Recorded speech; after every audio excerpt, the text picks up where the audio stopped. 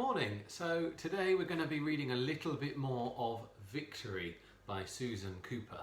Now we started to look at it yesterday and we looked at the front cover and the blurb, and we also looked at the short extract from William Shakespeare's The Tempest. Now we're going to start with that again today. Now all you need to do is listen for now, and then there'll be some questions at the end. Feel free to rewatch this video as many times as you'd like, but here we go. Full fathom 5 thy father lies, of his bones are coral made. Those are pearls that were his eyes, nothing of him that doth fade, but doth suffer a sea change into something rich and strange. Now we're going to read the prologue, so a little bit at the start to kind of whet our appetite a little bit, to get us thinking about what this story is going to be about. Follow on the screen because you should be able to see the text as I'm reading. The sound of the drums was like the beating of a great slow heart. Muffled drums they were, with black cloth over them. Everything was muffled that day, even the grey clouded sky. All of England was mourning the death of one man, and all the people of London were out on the streets leading to St. Paul's, that's the cathedral in London, and all the air was filled with the slow beat of those drums and the unending slow march of thousands of feet. 10,000 soldiers marched in procession that day, before and behind us in that long step they keep for funerals, with the hesitation in it that breaks your heart.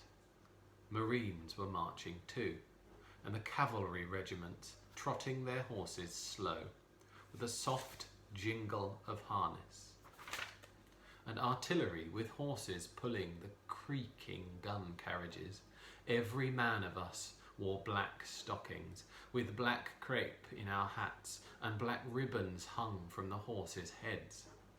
Over the beat of the drums, sometimes you would hear the wailing lament of a pipe band, like London weeping. And there were we, 48 of us, from the crew of his flagship HMS Victory, walking in pairs, 48 seamen with marines, with the senior men up front, carrying our poor flag, the tattered white ensign that had flown from the masthead at the Battle of Trafalgar and been shot through and through. The men held it up sometimes to show it to the people lining the streets, and some said you could hear a rustle like the sound of the sea, as hundreds and hundreds of men took off their hats in respect. Me, all I could hear was the drums, and the feet, and the boom of the minute guns. Dozens of carriages creaked along behind us, drawn by more jingling horses, filled with noblemen and officers. 32 admirals in full dress uniform there were at the admiral's funeral, and 100 captains. There never was a funeral like it, not even for a king. So what does that tell us about this person whose funeral it is? The Prince of Wales rode in his crested carriage just in front of the funeral car, a long gun carriage made to look like our Victory, with high prow and stern and a canopy swaying above our admiral's coffin.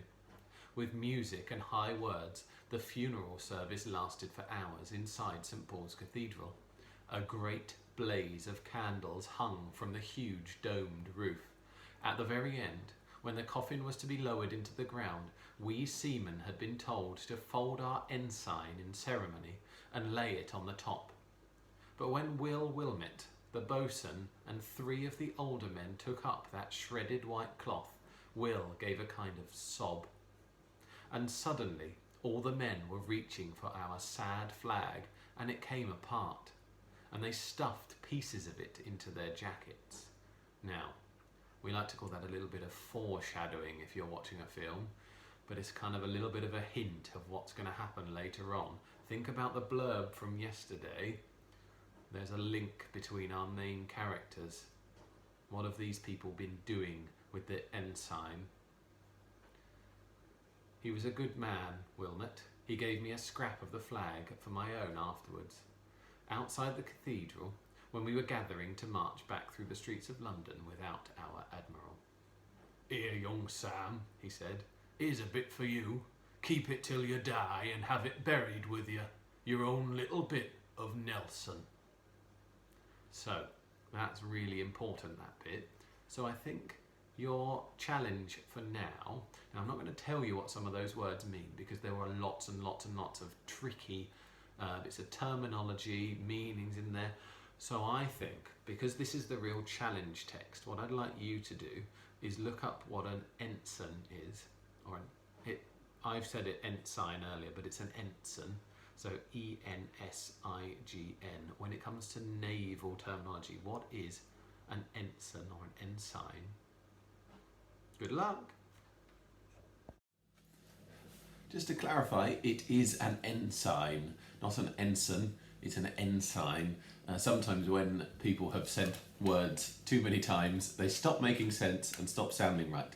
So yeah, just to clarify, it is an ensign.